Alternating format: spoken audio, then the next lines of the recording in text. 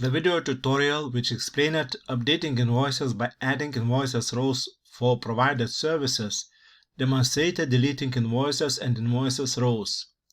In that video tutorial, by adding invoices rows for provided services, it was possible not to delete invoices and invoices rows, but simply to form new invoices only for the provided services. However, in the case of returning scaffolding components, when the return of scaffolding components occurs during a period for which invoices rows have already been formed, the only way to form correct invoices rows is to delete the previously formed invoices rows for the mentioned period and form them again. And if invoices were formed from the invoices rows for that period, then before deleting the corresponding invoices rows, the corresponding invoices will also need to be deleted. On the scaffolding changes in object page, we see onTransfer_act, which we can no longer edit, which means that its data was used to form invoices rows. We open the invoices rows page, we see that using the data from this act, invoices row for the two periods have already been formed, and both rows have been used to issue two invoices for the corresponding month. Let's say that after the invoice formation, we noticed that in the program had not recorded a partial return of scaffolding components. We form a return act, the date of which falls within the second period for which an invoice has already been issued.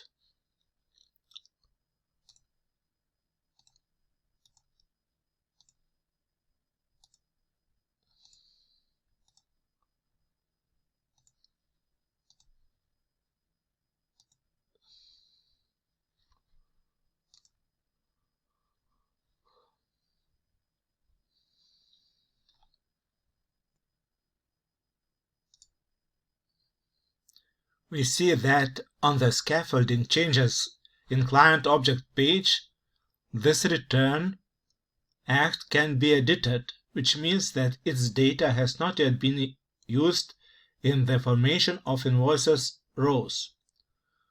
We open the invoices rows page and try to update the invoices rows. We click the Update Invoices Rows button. The program displays a message on a red background that it cannot correctly form the invoices rows because there is a return act, the date of which is earlier than the date of the last period for which invoices rows were formed. This message also provides information about possible solutions. We need to delete previously formed invoices rows for the period in which the return act is present.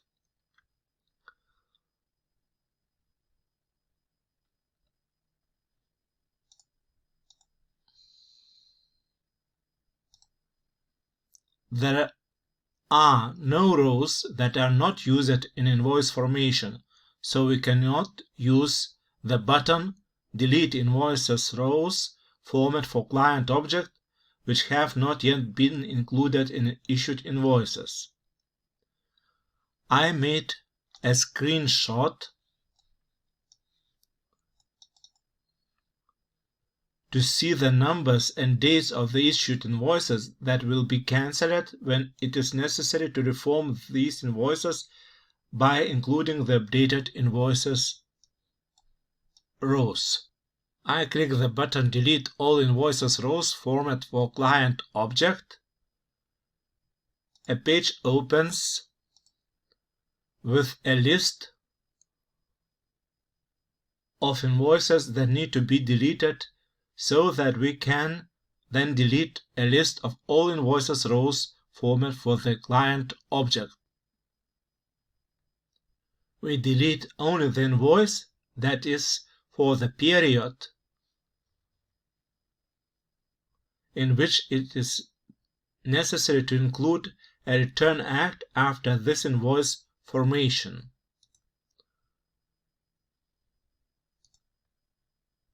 We return to the invoices rows page and see that after deleting the invoice, a row appeared that it is not included in the invoices, and this is the invoice row for that period that needs to be updated.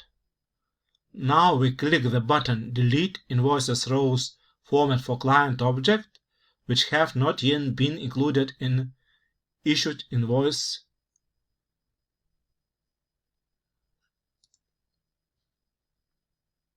and delete the mentioned invoice row.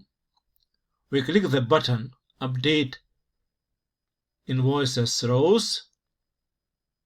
Now we see that invoices rows have been formed in which the return is estimated.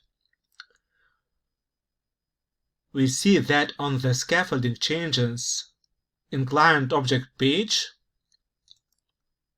this return act cannot be edited anymore, which means that its data has already been used in the formation of invoices rows. Through the left-hand menu section Prices, we open the rent price change table for the relevant object and see how the return act changed the rent price. After opening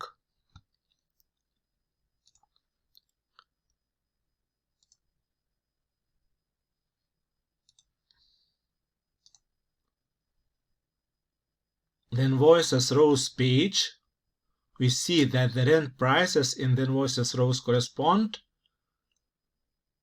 to the prices that were presented in the rent price change table.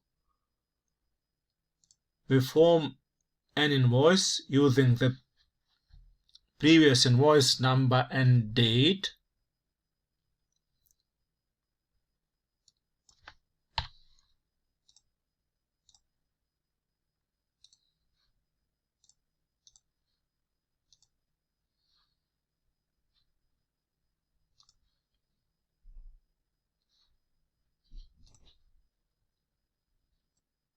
Including the updated rent rows. Once the invoice is formed, we will see the updated IT version